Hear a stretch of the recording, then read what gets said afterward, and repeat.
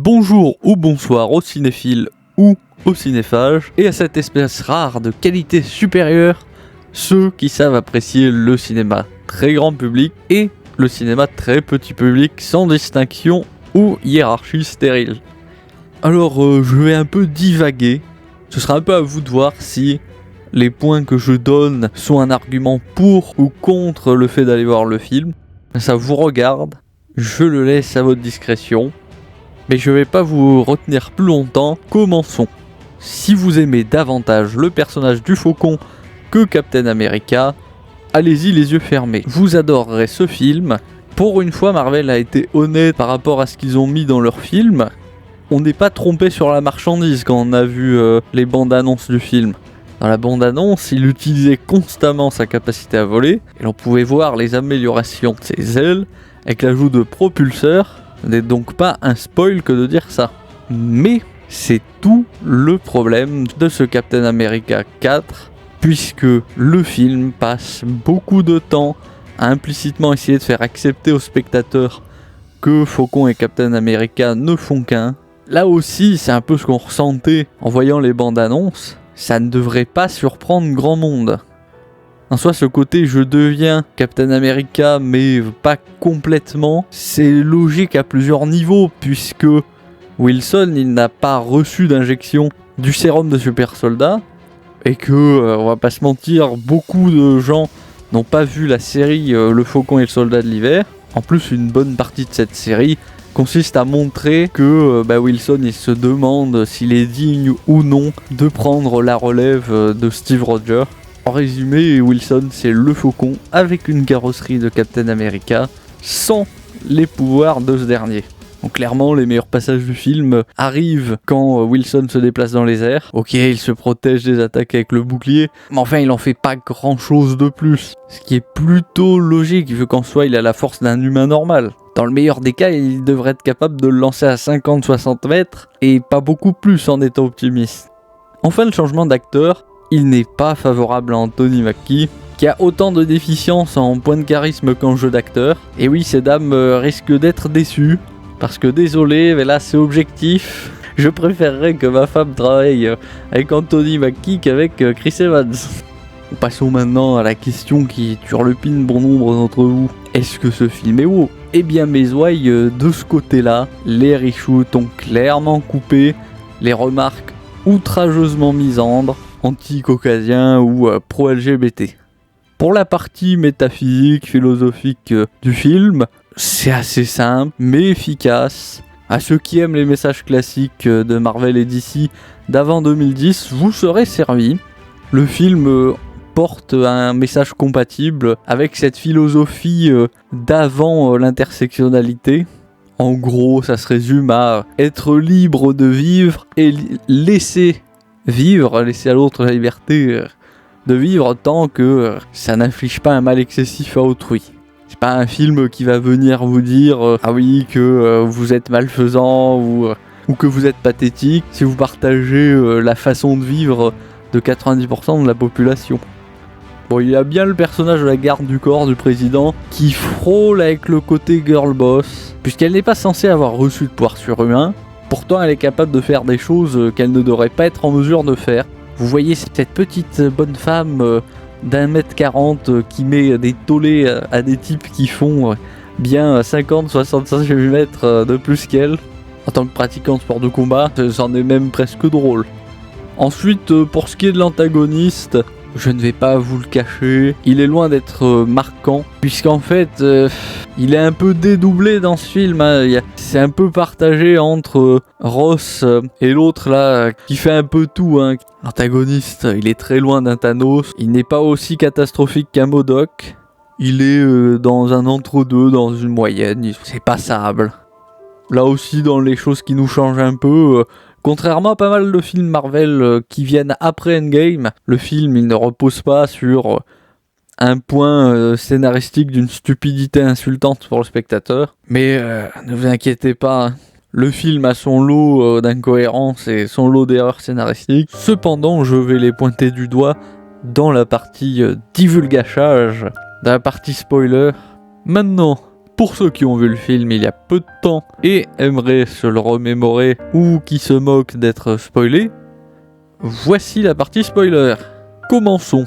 Premier point qui va être déterminant dans la capacité de Wilson à survivre jusqu'au bout du film. Dorénavant, ses ailes, elles sont en adamantium et elles ont la même capacité que Black Panther, celle d'absorber l'énergie, puis de la renvoyer, de la relâcher. Ça, évidemment, tous ceux qui connaissent les comics savent très bien que le Hulk rouge, il a une capacité à relâcher une espèce d'explosion d'énergie, due à sa très forte radioactivité. Bon, ça n'empêche pas que, à un moment dans le film, Wilson, il prend une frappe de Hulk qui aurait dû le tuer sur le coup. Enfin, on est de bonne volonté, on est sympathique, et on laisse couler. Mais globalement dans ce film, on peut pas dire qu'il y ait d'excès à ce niveau. On sent bien dans le film que ceux qui l'ont réalisé, ils sont conscients que Faucon, il n'a aucune chance contre Hulk rouge. Alors ils le font combattre contre lui, mais ça ressemble davantage à une tentative de survie qu'à un affrontement à armes égales. C'est plus en rusant, en esquivant l'affrontement direct qu'il va réussir à tenir. Ils en sont si conscients que, au moment crucial de l'affrontement, Wilson comprend qu'il n'aura pas le dessus et il parie sur la bonté de Ross qui se retient de le pulvériser, puis se rend tout en se retirant de la présidence. En rapport avec ça, par rapport à ça, il dit si l'on n'est plus capable de voir ce qu'il y a de bon en autrui, on a déjà perdu le combat. Personnellement, il y a des individus que je préfère savoir 6 pieds sous terre, mais il en faut pour tous les goûts en métaphysique et en morale. Alors quand je parlais de faiblesse de l'antagoniste,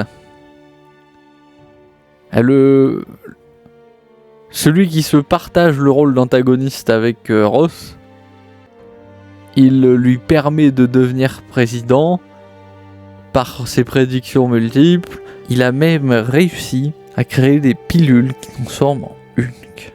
Bon, espérons que Marvel s'en souvienne dans les prochains films et ne se contente pas de nous faire le coup de l'amnésie en ne nous montrant plus du tout ça ou en ne parlant plus du tout de ce point-là. C'est quand même un peu un méchant bancal, celui qu'ils ont choisi. Il prédit le futur à partir de détails qui sont un peu sans queue ni tête. On voit pas trop comment il en arrive aux conclusions qu'il tire. Il a aussi cette capacité qui sert de Deus Ex Machina, qui lui permet de manipuler les autres s'il a vu un scan de leur cerveau, ou quelque chose qui s'en approche. Évidemment, il tombe toujours sur ces scans, sur ces informations quand l'histoire a besoin qu'il les trouve, qu'il les ait. On sent un peu le côté... c'est le couteau suisse qui fait tout, qui sert à faire avancer l'histoire, sans lequel en fait il ne se passerait rien. Mais c'est un peu trop, quoi, si vous voulez. Il est trop déterminant dans la marche de l'histoire. Ça, c'est quand même un des gros bémols du film. Il y a un manque de naturel dans le déroulement des événements. Après, voilà, sur le jugement un peu plus personnel du film, l'énorme difficulté, c'est de savoir que Wilson n'a pas le sérum du super soldat. Parce qu'en fait, vous y pensez à chaque fois qu'il fait une action dangereuse, fait quelque chose qui le met en danger, vous vous dites, c'est difficile de se dire, c'est réaliste en fait. Parce que vous savez qu'il est censé avoir des capacités d'être humain normal. D'ailleurs, le film en a clairement conscience, puisque dans une des scènes, Bucky dit...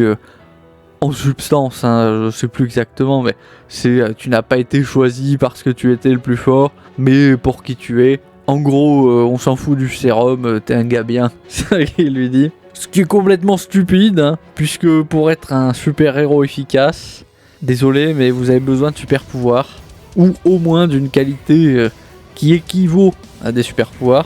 Comme par exemple une technologie extrêmement avancée pour l'époque, dans laquelle le personnage qui l'emploie évolue, comme Tony Stark. Vous ne protégez pas les autres simplement parce que vous le souhaitez, que vous le voulez. Il faut encore le pouvoir. Sinon, il y aurait des hordes de petits Gaëtans qui sauveraient la veuve et l'orphelin à chaque seconde que Dieu fait.